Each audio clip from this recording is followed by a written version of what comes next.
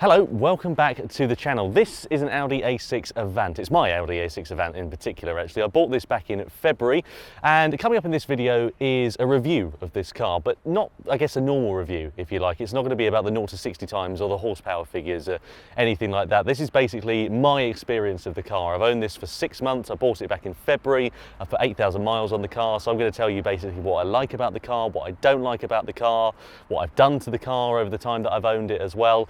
And also, crucially, what's coming up next, because I'm not going to be owning this one for very long. So I guess the first thing to start with about this car, the thing I like about it is exactly what we're doing now. It's perfect for it. We're driving along a dual carriageway, and it's such a stunning long distance cruiser, this car. It really is absolutely brilliant. You can drive it long distances, it's comfortable, it's smooth, the ride isn't crashy, and it's just a really, really nice car to do long distance journeys in. I went from a BMW that was a bit sporty, and yes, it was a diesel, but you know, it was designed to be a bit of a fun car, but also a relatively practical car.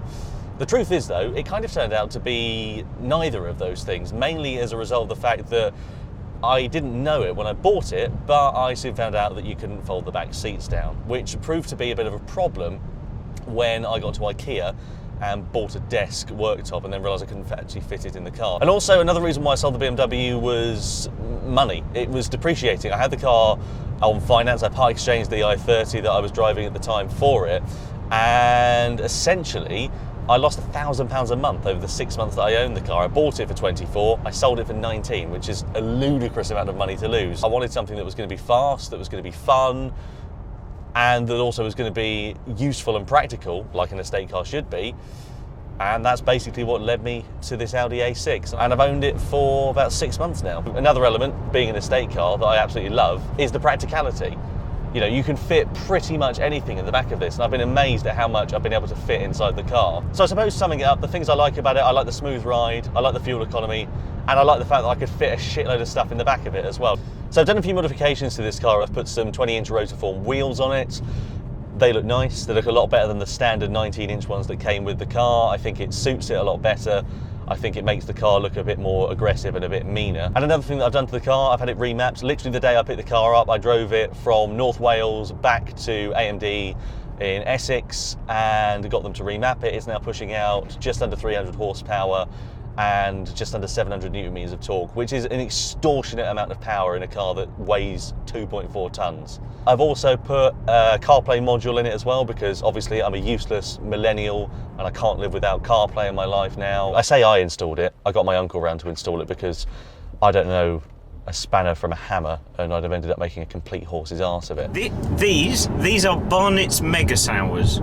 They are coated with 2 or 3 kinds of dried acid. Dried acid? Yep. Well, there we go. I don't know if I want it. You do. Doesn't smell too bad.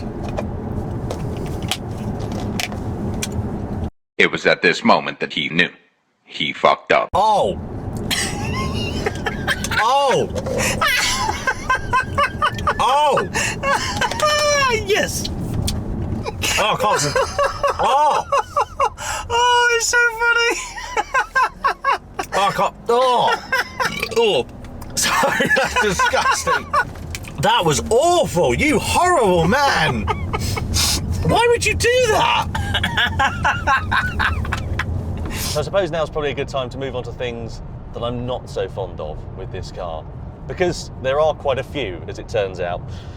Things that I don't like about it. Where do we start? I don't like the heating controls, the climate control system. It's a dual zone one, and it works fine, but it's controlled by these knobs to adjust the temperature, and that works great in principle. However, it's really hard when it's night time because they don't illuminate around the knobs to work out what temperature you're at. So that's really irritating for a start. Other things I'm not so keen on, the air conditioning. It's not so bad now I've had it re-gassed, but it's nowhere near as good as it was in the BMW.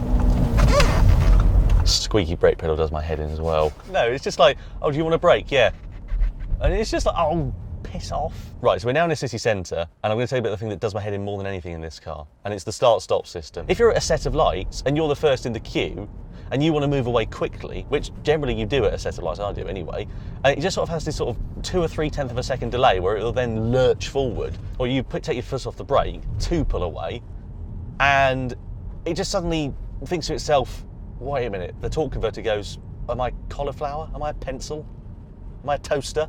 Oh no, I need to convert torque into movement. And that's another thing about this, just the gearbox in general around town. It's not bad, but it's not as smooth as the BMW was. When you're on the motorway, you don't notice it. When you're around town though, it just seems to have a habit of either selecting the wrong gear or not delivering the right amount of power at the time. And it just, the power delivery on this is a diesel, all right? It's never going to be linear because all the torque comes in one big chunk. I recognise that, I really do understand that. But it seems to have a real habit of just sort of, you put your foot down and then 2 or 3 tenths of a second later, it finally realises, he's put his foot down, he wants to accelerate. It can get a little bit frustrating time after time. So I've owned this car for 6 months now. It's just ticked over to 60,000 miles. I've done 8,000 miles in the car in that time. I suppose it's a good opportunity to tell you about what this car has been like long term then, about any faults that I've had with it over that time. About 6 weeks or so ago, the coolant light came on and there was a leak. Somewhere in the system it was pissing out coolant, and my dad decided to have a little look into it. He's a mechanic, so he investigated it and realised it was coming from somewhere near the EGR valve. It's a pretty common fault with these things. He used to replace all of the gaskets. However, a couple of times since then, the light has still come on, so it's still leaking fluid out of somewhere. There has been a rattle coming from the rear at points. I'm not quite sure what it's all been about, but it's somewhere, I think, with a trim that's just been loose. And I noticed it when I got the car, and I've tried to diagnose the problem about 4 or 5 times. I've just not been able to make any headway with it at all. It's been quite frustrating. I mean, it can be quite expensive on diesel, I suppose. It costs 70 quid to fill up the tank, and you'll get probably about 400 to 500 miles a tank. If you're doing motorway miles, that is. If you're not doing motorway miles, it absolutely drinks diesel, sadly, and you'll probably get 300 to 350 if you're lucky. So it can be quite expensive if you're just pootling around on a day-to-day basis. But otherwise, generally speaking, it's been okay. I've not really had any problems with it. Oh, some other things I do like about it. I quite like the infotainment system. The stereo on the car, which is only the standard Audi one, is actually very good. I do quite like that, I must say. Oh, I was hoping to actually enjoy it on these country roads. This is shit. Oh, it's a bicycle. Maniac.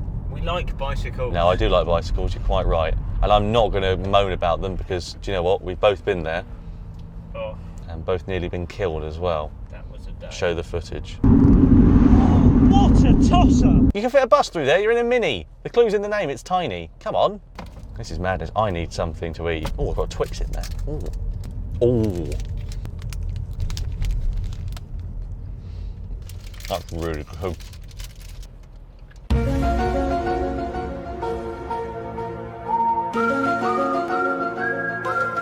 Near enough.